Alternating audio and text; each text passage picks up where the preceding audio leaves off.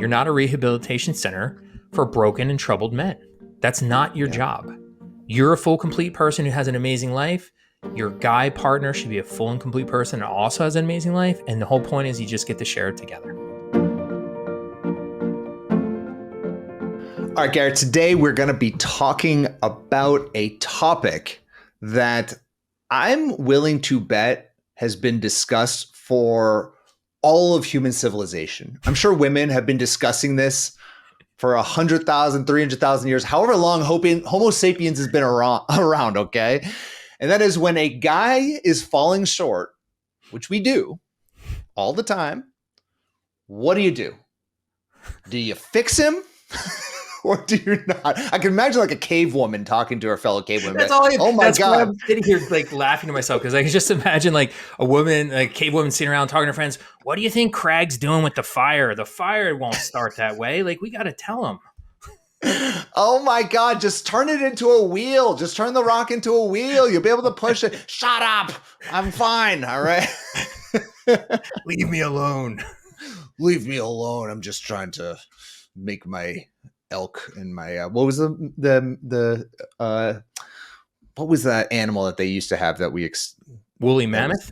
The woolly mammoth. Oh, just trying to hunt a woolly mammoth. Oh man. All right, so today we're going to be talking about the one thing that we believe we should never do in relationships, which is fixing them. Right, Gary? So walk us through it a little bit. This whole idea of trying to fix or improve your partner is the ultimate strategy that people try to use that comes from a really, really good place. Like you want your partner to be better. Yeah. And you're going to have an endless supply of imperfect partners who potentially need a little bit of help, right? So if you're on the apps, dating apps, you know about the near miss phenomenon. There's so many guys who seem really, really good, but then they're just falling short on a few key things. The other way that this happens a lot, where people fall into this trap of trying to fix their partner, is a guy likes them. It's like, oh, he likes me. And then as soon as you find out somebody likes you, you kind of just go through this like mental calculation of like, is it good enough? Like, can I work with this? Is this somebody I can shape, mold, change, create, just like morph into the guy I want him to be? Like, can I work with this? And so he plays a lot of video games, 8 hours a day, but I bet I can get him to come to yoga with me. I bet I could. Yeah. He likes to eat Cheetos, but he wants to be a vegan. I know it. I know he does. Oh yeah. I wonder if Cheetos are definitely not vegan. There's no way. It's definitely not food. The cheese. It's not food. It's definitely not food. And so, but maybe if he's vegan, maybe she should stop being vegan. I don't know. I'm sorry. I just turned off all the vegan people here. But I think like there's part of this that, like I said, kind of comes from a good place. But then there's also just like everybody likes a project. Right? It's like one of the most popular shows ever, I think, on HGTV, and now they have their own network, is Fixer Upper. Do you know this show? Chip and Johanna Gaines? I do not know. I know the show, but I do not know those people. But tell me they are phenomenons. And Chip is hilarious. But in any case, the whole show is about this premise. Like you take something that's not great and you fix it up and then it's amazing. And that show, I mean, they're, I think currently the best at it and the most famous at it, but it's like that show is literally all of HGTV. That's what the entire network is like you take something not great and you fix it up. And we all love this idea of rehabilitating things. And something I say to clients a lot is just a reminder that you're not a rehabilitation center for broken and damaged men. Like that's not your job in life. And so, as much as you want to play fixer upper, you want to partner 2.0 and like turn them into something that you want. It's like, it's a strategy that ultimately leads to bad outcomes. So I thought first is the thing that we should do is kind of talk a little bit about why people try to do this. Because I think understanding like where this impulse comes from will be helpful in terms of knowing why we maybe shouldn't be doing this. Walk us through it. Love to hear it. So I think the first reason why people try to fix their partners is just you're simply being too nice. You just, again, it comes from like a big, pure, kind heart where you just look at this guy and you're like, he needs me. I can help him. And it's a little bit of a savior complex because you're Right. kind and you're nice, and then you get to be the hero, right? And so you have to remember though that he's responsible for his own life outcomes. Like he's got to be the person that's actually doing and making the change. You can't do it all for him. Right. This is especially big. And I know it's a broad thing to say, but when someone's struggling with mental health issues, Right. like if you start dating someone and they're going through depression, maybe something happened in their life, like a death in the family that happens quite a bit while you're dating. And you kind of want to go into this mode of, I mean, that's actually a little bit different, but let's just say depression or mental health issues. You want to get into this mode of like, oh, if I could just solve that for him, if I could just solve that, he'd be perfect. And it does come from a place of wanting to be nice and kind. You don't want to watch other people suffer. But let me tell you, that is a long, very challenging path forward. And if that was something that was easily solved, he would have done it already. Right. Yeah. And I think, the two examples you mentioned are absolutely great examples. I think the other big one is a drug addiction or addiction of any sort. Mm, Like I'm going to help yeah. them through this. And I think it's kind, but it's also wildly optimistic because changing someone's life around is hard, right? Whatever Mhm. has landed them here now in this position of whatever problem is you're trying to solve, they've got a couple decades head start on you, right? This Right. just didn't happen last week. Like this is something that has been building, growing, establishing itself, growing roots. So changing that thing around is going to be really, really, really difficult.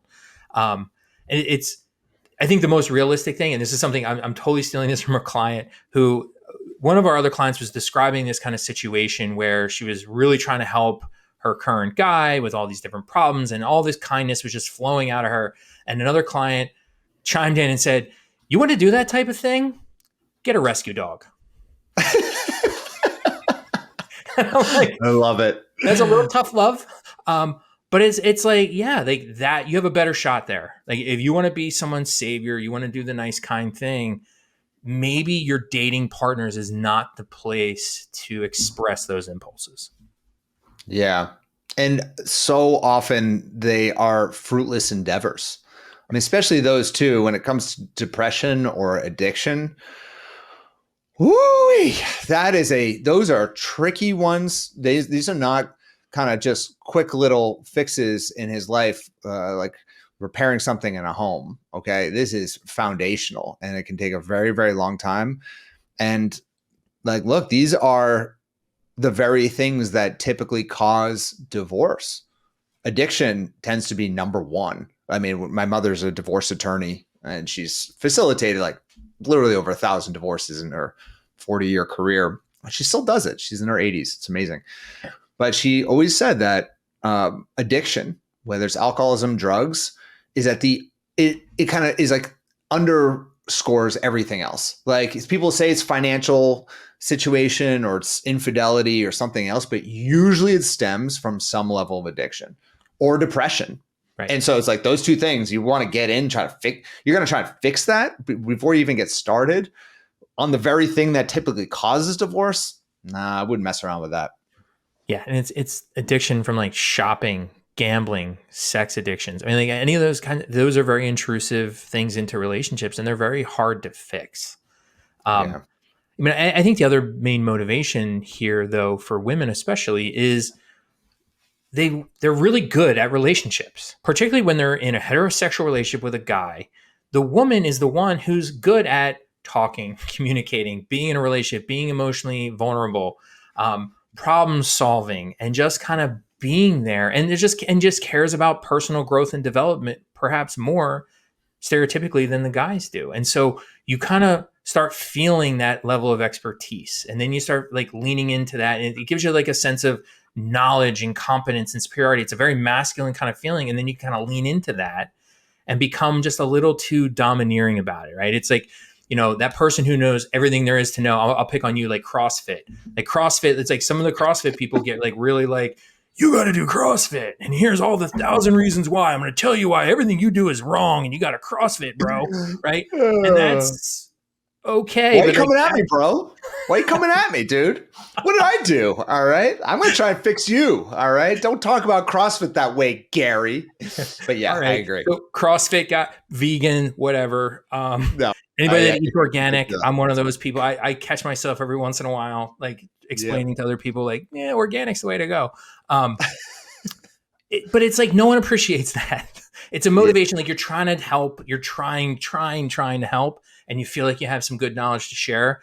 But guess what? No one really wants to hear it. They don't really Yeah. appreciate it. Um, the one thing I will say though, and the research supports this, is in terms of sharing your expertise, there is one time to do it, which is when your partner wants help specifically with something. Like they want to eat better or get fit or something, and they ask for your help. Now, that is an open invitation to help, which is very, very different than um, un- advice that they didn't want to hear, right? No one Yeah. likes that kind of advice. And even still, I think that there's a level of support that you can give in that moment. But like someone's like, hey, I'd like to lose a little bit of weight. And then you jump in and you're like, okay, here's the 20 different things. You got to stick to this exact diet. And then when they don't stick to the diet, you yell at them. Like there's a way of being supportive. Like I support you. I'm here for you. One thing that I always recommend you say is like, rather than here's what you should do, you can say, here's what I'm doing. And that's a much better way to give advice in general. Just like note to everybody. Most people don't like advice or unless they pay for it, honestly, but they do like to hear about what it is that's working for you. So it's like a nice way of just kind of like easing someone in to be like, you know what I'm doing? That's actually, it's helped me lose 10 pounds. I just stopped eating uh, pasta every morning. I don't know whoever does that, but whatever it is, I'm trying to think. I stopped eating Lucky Charms for breakfast. Don't eat Lucky, instead of saying don't eat Lucky Charms, but I just stopped eating Lucky Charms. What do you know? I love Lucky Charms. I'm a huge fan of Lucky Charms too. And I'm glad you said something normal for breakfast because that whole pasta thing, I'm like, do you really eat pasta for breakfast? Like, that's weird. Well, I eat chicken for breakfast because I can't eat eggs. So it's like I'm weird, man. I eat salad or chicken for breakfast. It's super weird. That's a little All fun right. fact for We should probably edit this piece out. Like, you should. no, no, we're keeping it. We're keeping it. Jamila, you're keeping this part. Keep it going. Take us to the next piece, Gary. All right. So those are the motivations. Like I said, it's all coming from a really, really good place. But here are 4 key reasons why you should definitely, absolutely not try to fix your partner. Number 1, and this one is so important, and it's this is why it's first, and it's kind of mind blowing when you start thinking about it, how I'm about to describe it, which is who are you to say your partner needs to be fixed, right? It's a little bit presumptuous. I would even say slightly obnoxious to say, like, who are you? Like, is this a good change? Are you sure? Like, why are you all of a sudden the master of their universe and the steward of all things them that you know what's best for them? And Right. the way to get this through and like make it kind of crystal is like, think if your partner was doing this to you. Like they would say, you know what? You'd be a much better person if only you switched A, B, and C. Or you'd be a lot better partner for me if you did X, Y, and Z. And it's like, wait a second. Who do you think you are? Yeah. Not Yeah. okay.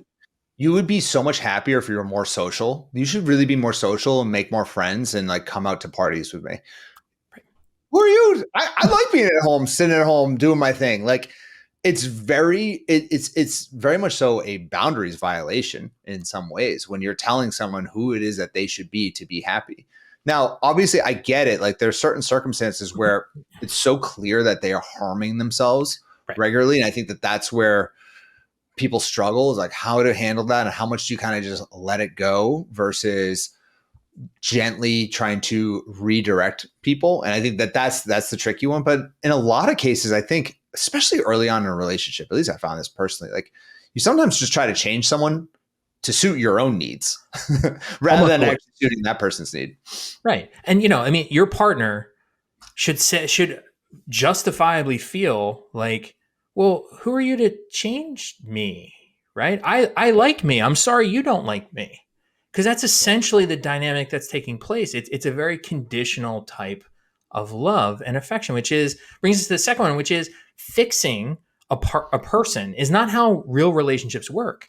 It's very, very conditional. It's basically saying, I'm going to love you if you fulfill these couple of things. And that's not fair. That's not how anybody wants to feel. That's not how you want to feel.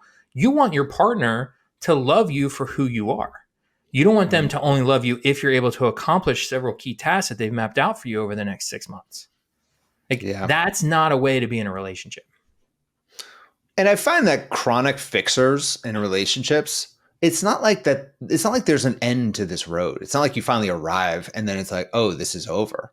Let's say they did have some guy that they were dating who's like, yes, ma'am, I'll do whatever it is that you want. He keeps changing. He's like, okay, I'll wear that. I'll do this thing. I'll speak the way you want me to. And he's just like this molded character. It's not like at the end of this, suddenly now she's like, okay, Yeah. I'm happy. That's it. It's like, it actually probably gets worse because he's not being a man at all. And he's just like, okay, I'll do whatever you say. And you'll probably grow tired of him anyways and be like, ugh, I'm not into this guy, and on to the next guy to fix. And so it's just like, it doesn't end anywhere pretty. It's just, yeah. I would say if he talks in that cartoony kind of voice, though, maybe that is worth changing. That might be a helpful little thing. Why? What's wrong with this? Oh, golly. Can you stop talking like that? Why? This is how I talk. Well, I mean, that's, I just dump that guy and dump that woman. If she talks like that. I think your point, though, is a really good one about, this road never ends, because behind it is this weird sense of perfectionism. And if not perfectionism, just a general sense of maximizing, which is you always want the very, very best. And as soon as you get the very best, there's got to be something better that then you have to chase that too. And that's a very unfulfilling path to be on, because you never quite get there and the road there is not enjoyable. And so that's something you want to avoid. Sorry. Were you going to say something? Oh, no, go ahead. I think that like the self-helpy world really throws people off on this front, because like self-help is all about like constant improvement, constant change. If you're not changing, if you're not growing, you're dying. And I feel like I even said that once like 10 years ago. So if that's out there, I take it back, because I think sometimes in relationships, it's not growing. It's just like you just are, and you're present and you're happy, and that's good. Like, and I think that's true in some areas of life. Sometimes you're just like, I just want to be present with this. I'm enjoying this. It's okay. It doesn't always have to be like this massive, transformational, growing moment. Yeah. And I think they're like you go through ebbs and you go through flows. Sometimes the flows, you do have some growth where you're focusing on the relationship, you're growing. Other times you're just like, we're in an ebb, we're just doing our thing. And that's okay. And I think once again, this idea of like self-help, constant improvement, constantly looking at things, constantly changing things really throws a lot of people off. And it's kind of like a narrative I really like to change out there. Yeah, I really like that idea. I've actually done some research specifically on that topic, where a student and we published a paper looking at people's motivations for self-expansion, which is basically growing who you are as a person, becoming more diverse and more full and complete and all that kind of thing, compared to your similar motivations for self-conservation. Basically, there's going to be some parts of you that you want to just preserve and retain and have stay the same. And like, those motivations apply at different times of life and all these different kinds of things. But I think it is important to recognize that both motivations operate and can operate at the same time. It doesn't have to be you're either all growth or you're zero growth, right? Or you're all like stay the same or no stay. It's like they both operate at the same time, and that's healthy and that's important, because you want to stay the same person in many ways, because a lot of the research shows people that change their personality over the course of a year, that's actually very destabilizing, and it can lead to a lot of decreased satisfaction.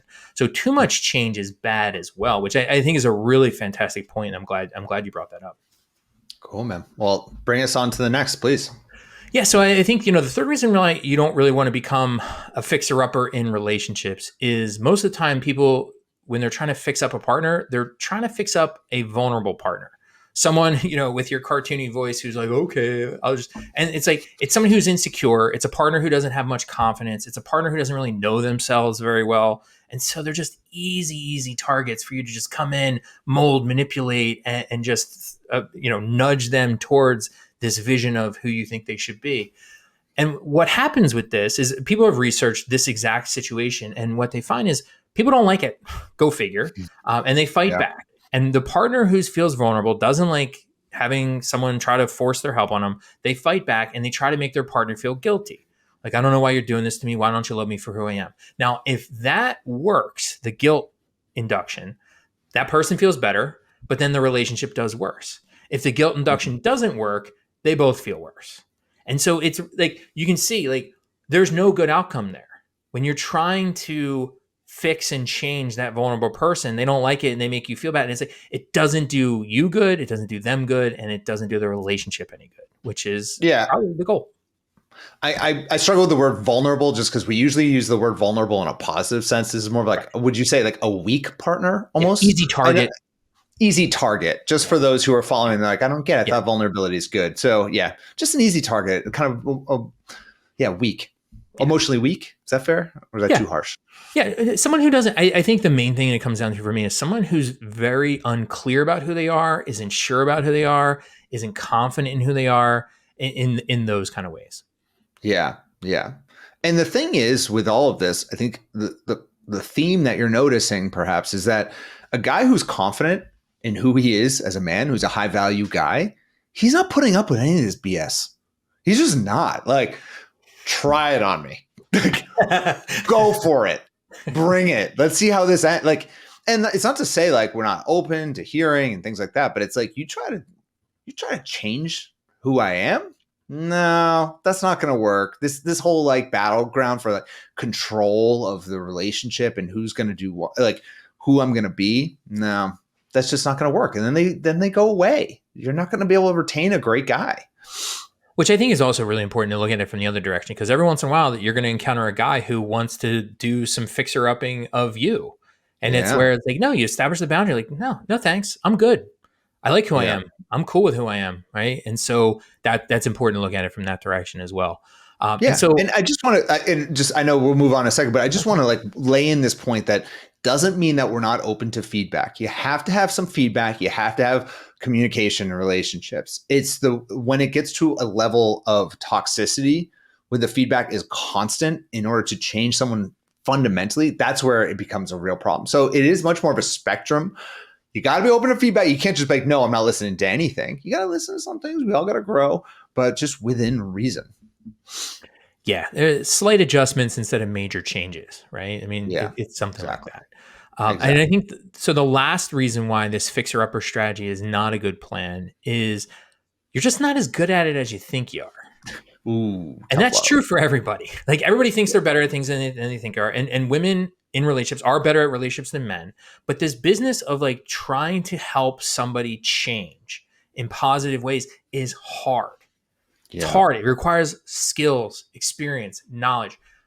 Adam, you and I both, I would say, in the whole population, we have more of these skills than the average bear, right? It's like we're good at I hope this. so. Right? I hope so. It's kind of what we do for a living. So I would hope so. People pay us good money to do it. Yeah, we are really, really good at doing exactly this kind of thing. But I don't know about you. I don't just go around being like, I know what's good for you. I know what's good for you. Change this, do this. Not to my wife. Nope. That is the third rail. I do not touch that. I do not touch that. No But it way. just goes to show, like, it's just, even if you have the skills, you don't go around trying to fix people, because that's not what you're there for. That's not what that relationship is about.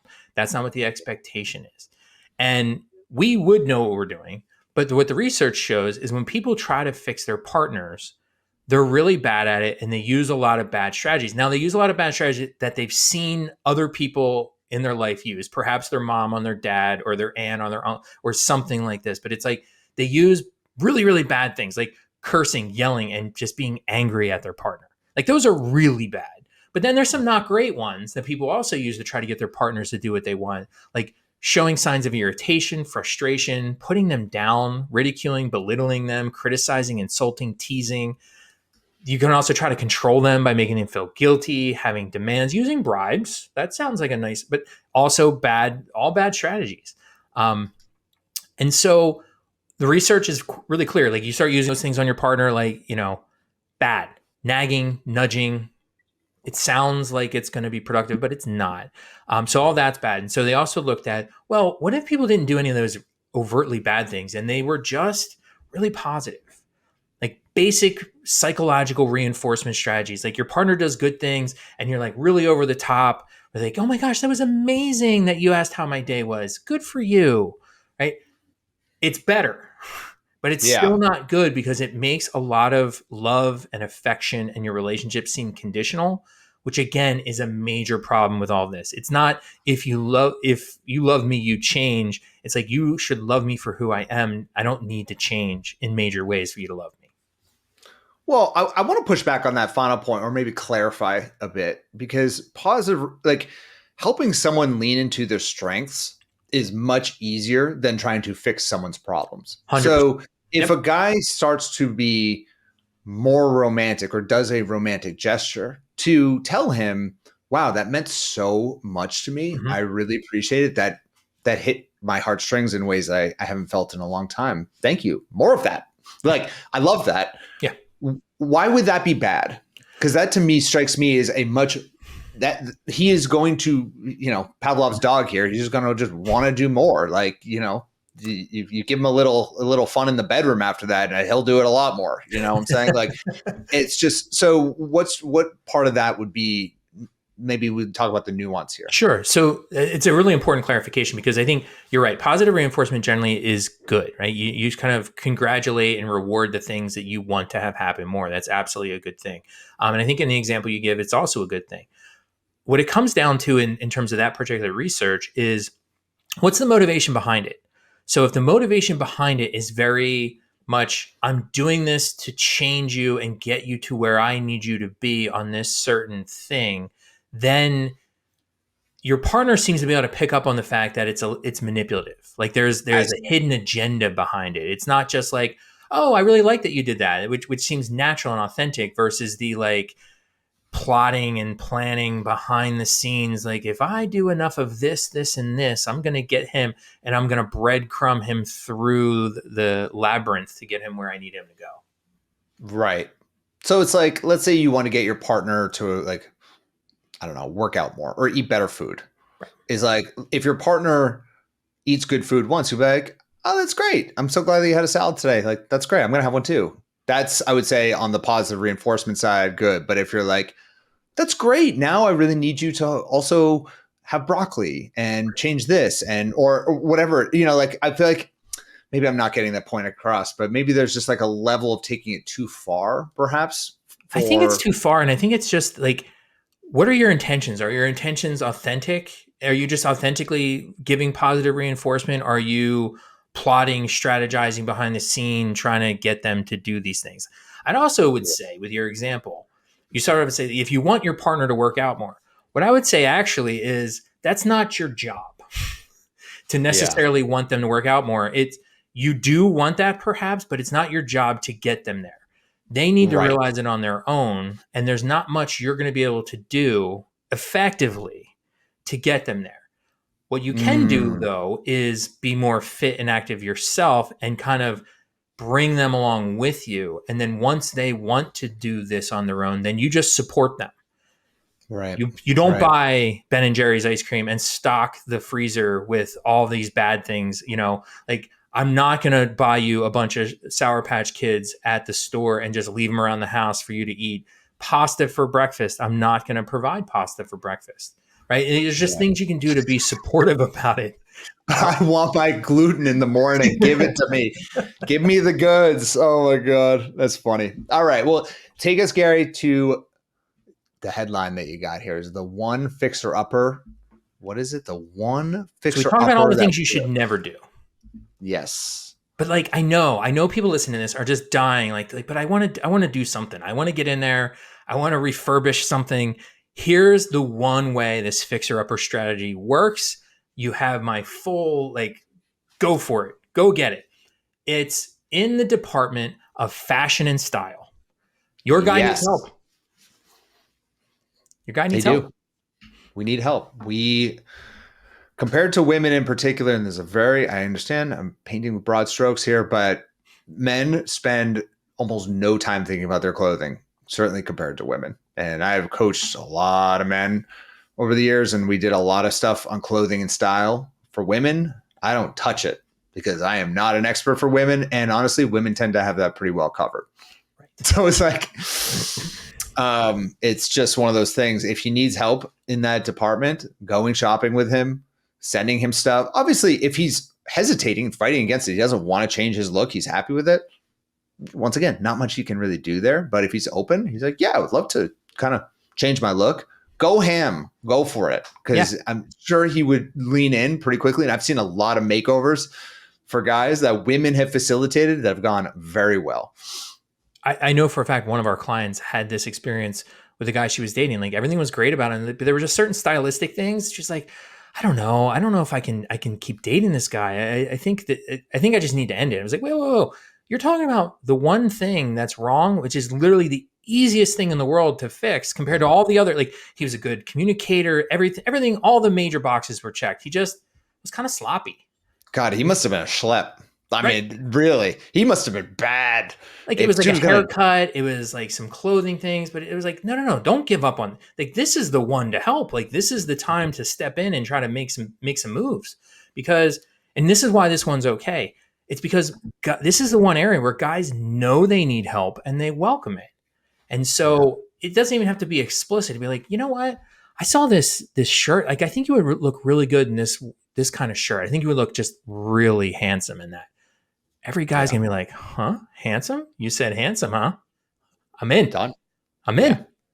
Right? That's great. Super simple. So, I mean, there's a lot of fixing up that you really can't do, shouldn't do, should never try. But when it comes to fashion and style with your guy, I say go for it. They're going to welcome the help, and you're going to be a lot happier for it. Yeah. Yeah. And just kind of like wrapping all this up, the thing I like most about this kind of new way of looking at relationships is that if you truly decide you're not going to try and fix people, suddenly now you won't allow yourself to fall into relationships that don't suit you, right? Like if you have this belief system that you can just fix every guy, what are you going to do? You're going to stay in it for way longer than you should. But if you're like, you know what, I'm not going to fix anyone. I'm just going to take them for who they are. And it's either I want to lean more into this or I want to lean back. I don't want any interest. And it just kind of gives you that permission to walk away from people who are not going to be good for you long term. I love that. Love it, because it means you're sticking to a standard. And going back to something I said at the very, very beginning, you're not a rehabilitation center for broken and troubled men. That's not your job. You're a full, complete person who has an amazing life. Your guy partner should be a full and complete person who also has an amazing life. And the whole point is you just get to share it together. Love it. Thanks, Gary. Appreciate it, man. Sure thing.